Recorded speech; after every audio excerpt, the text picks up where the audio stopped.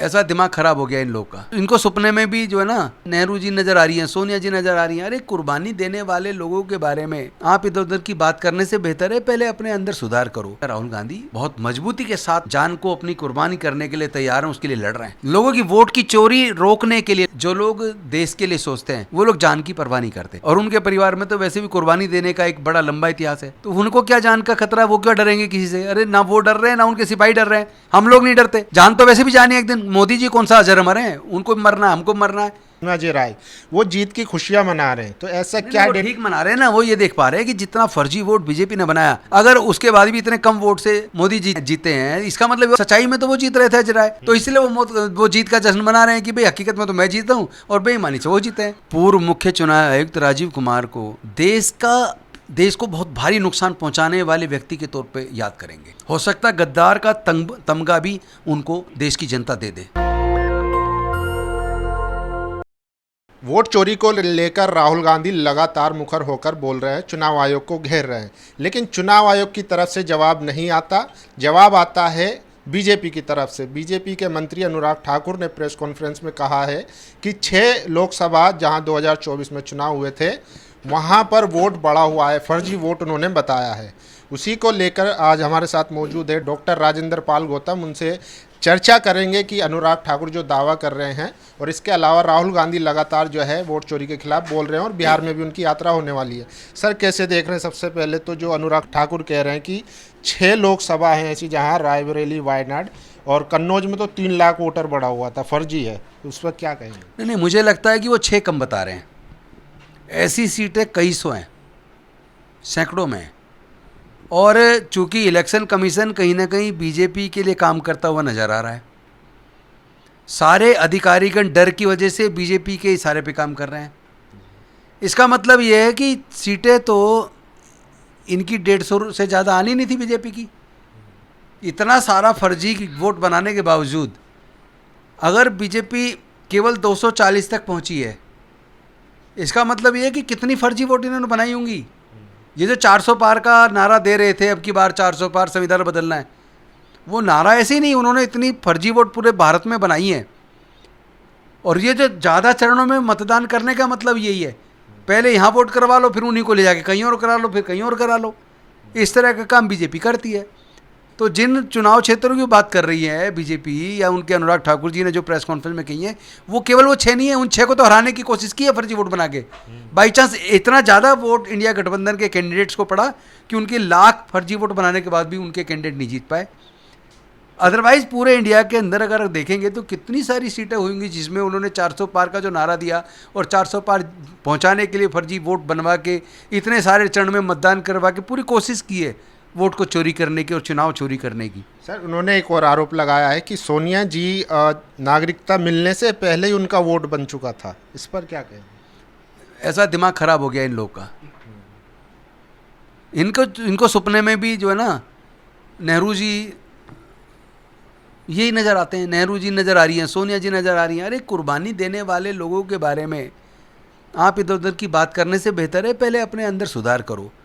आपने पूरे देश के सिस्टम को हाईजैक कर लिया, कॉन्स्टिट्यूशनल पोस्ट को हाईजैक कर लिया, देश की तमाम यूनिवर्सिटीज़ को हाईजैक कर लिया, यहाँ तक कि तुमने काफ़ी हद तक कोर्ट को भी कंट्रोल में कर लिया है। जो कोर्ट बना के भेज रही है हाई कोर्ट, सुप्रीम कोर्ट जज बनाने के लिए, उसकी लिस्ट तक आप लेके बैठे रहते हैं लंबे लंबे समय तक। यानी आपको सब अपनी मर्जी के चाहिए, जिसको आप चाहते वो। जैसे भी आपने बीजेपी की प्रवक्ताओं को हाई कोर्ट जज बनवा दिया, तो आपका यही काम है, आप पूरे देश के सारे सिस्टम को कैप्चर कर चुके हो।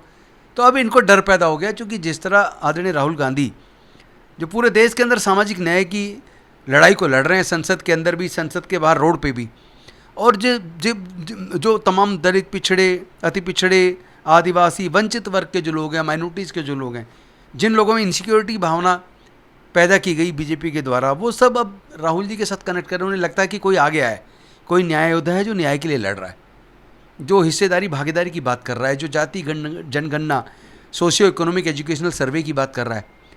तो उससे लोग जुड़ते जा रहे हैं तेज़ी से। इस बात से बीजेपी के नेता बौखला गए, इसलिए वो इधर उधर की बात करते रहते, जो इररिलेवेंट बात है, जिनका आज कोई लेना देना नहीं, ऐसी बातें करके वो जो कोशिश कर रहे हैं वो सफल नहीं होंगे। पूरा देश इनकी सच्चाई जान रहा है। सर, बीजेपी के सांसद है संबित पात्रा, पहले प्रवक्ता हुआ करते थे, वो कह रहे हैं राहुल गांधी की आदत है झूठ बोलना, प्रोपेगेंडा करना, और उसी का एक पार्ट है ये वोट चोरी वाला जो कैंपेन चलाया जा रहा है।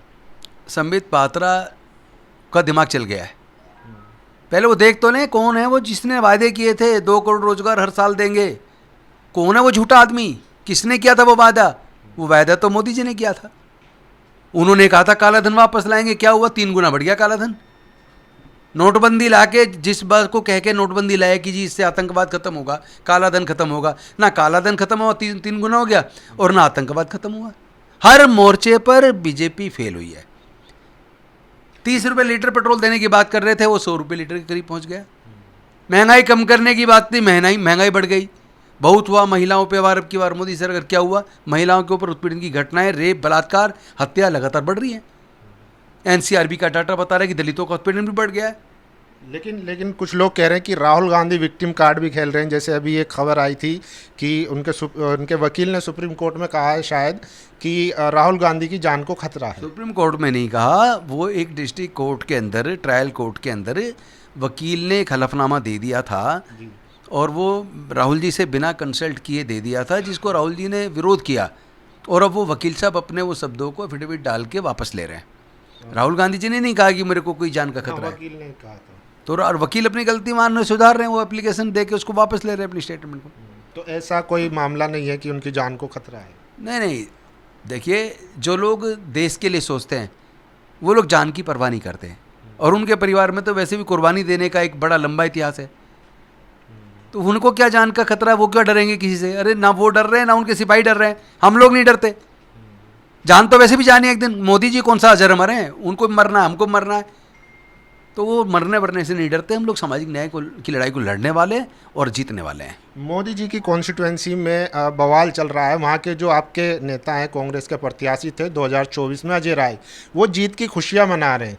तो ऐसा क्या ठीक मना रहे हैं ना? वो ये देख पा रहे हैं कि जितना फर्जी वोट बीजेपी ने बनाया, अगर उसके बाद भी इतने कम वोट से मोदी जीते हैं, इसका मतलब सच्चाई में तो वो जीत रहे थे अजय राय। तो इसलिए वो जीत का जश्न मना रहे हैं कि भाई हकीकत में तो मैं जीता हूँ, और बेईमानी से वो जीते हैं। तो ये तो सर अपने मियाँ मुँह मिट्ठू बनने वाली बात हुई ना। नहीं, ये तो सोचने के ऊपर है कि दूसरे लोग क्या सोचते हैं। जो हमारे लोग महसूस करते हैं, तो अपने उस फीलिंग को उजागर कर रहे हैं। इसमें क्या दिक्कत है किसी को? ये भी एक विरोध का एक तरीका है कि भाई ठीक है, जनता ने तो हमें चुना था, लेकिन पवन खेड़ा जी ने भी कहा अपनी पीसी में कि एक बूस्टर बना जो फर्जी वोटर का था। निश्चित तौर पर ये जनता की भावनाओं को सामने रखने का है। क्या आप सब ने मुझे वोट दिया था जिताने के लिए? बेईमानी से वो जीत गए, लेकिन मैं मानता हूँ जीत मेरी है। और वोट की चोरी जो पूरे देश के अंदर हुई है और लगातार हो रही है, आज उसको रोकने के लिए न्याय योद्धा राहुल गांधी बहुत मजबूती के साथ जान को अपनी कुर्बानी करने के लिए तैयार हैं, उसके लिए लड़ रहे हैं। लोगों की वोट की चोरी रोकने के लिए, लोगों की वोट की रक्षा करने के लिए, जैसा कि माननीय कांसीराम साहब ने कहा था कि अपनी वोट की रक्षा बिल्कुल उस प्रकार करनी चाहिए जिस तरह आप अपनी बहन बेटी की इज्जत की रक्षा करते हो। तो आज उस लोगों की उस वोट की रक्षा के लिए राहुल गांधी जी ने जो एक संकल्प के साथ पूरे देश में एक वातावरण बना दिया, जो आंदोलन छेड़ दिया है, आज पूरे देश में लोग उनके साथ जुड़ रहे हैं उस आंदोलन के साथ। और आप देखेंगे पूरे देश में बहुत बड़ा आंदोलन वोट चोरी के खिलाफ खड़ा होने वाला है। सर, लास्ट सवाल मेरा, चुनाव सुप्रीम कोर्ट में सुनवाई चल रही है, वहाँ पे कुछ वाक़यात ऐसे भी हुए हैं कि मृत घोषित कर दिया गया वोटरों को, जो बाद में सुप्रीम कोर्ट में पहुँचे। राहुल गांधी जी भी बाद में उनसे मिले।